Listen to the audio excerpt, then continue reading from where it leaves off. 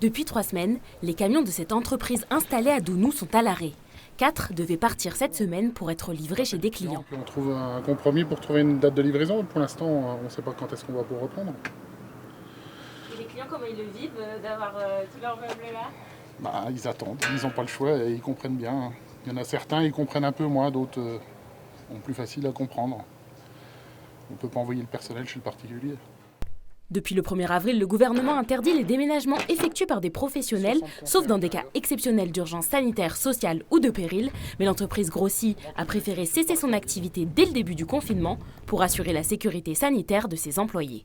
C'est compliqué puisque c'est notre responsabilité d'assurer la sécurité. Ils sont quand même confinés dans les camions. Ils sont les uns sur les autres chez les clients, quand on démonte un meuble, quand on emballe, quand on protège. Donc aujourd'hui, pour nous, c'est compliqué. C'est vrai que ça nous a fait peur, mais de toute façon, on n'a pas le choix. On se dit qu'aujourd'hui, la priorité, c'est la santé de nos salariés, de nos clients, et puis de la population, Donc c'est notre priorité.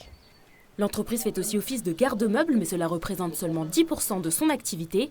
Les gérants ont 70 box qui sont actuellement tous occupés. Les clients sont impatients de retrouver leurs meubles, forcément. Tout ce qui est en garde-meubles ici, on ne peut pas leur livrer. Ceux qui sont dans leur ancien appartement, entre parenthèses, ils restent avec leurs meubles. Donc voilà, ils font avec.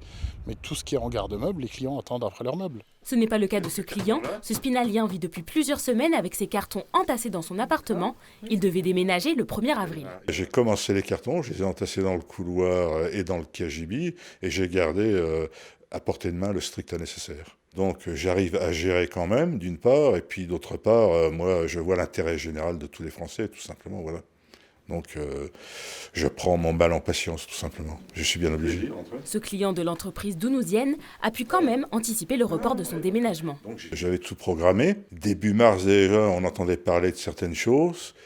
Et puis entre le 10 et le 15 mars, j'ai dit je vais appeler Madame Grossi et lui dire comment on fait. Je lui ai dit écoutez, est-ce qu'on ne pourrait pas différer, moi, pour le 1er avril, mais au-delà, parce qu'il va y avoir certainement, le gouvernement va prendre des mesures et il faut anticiper.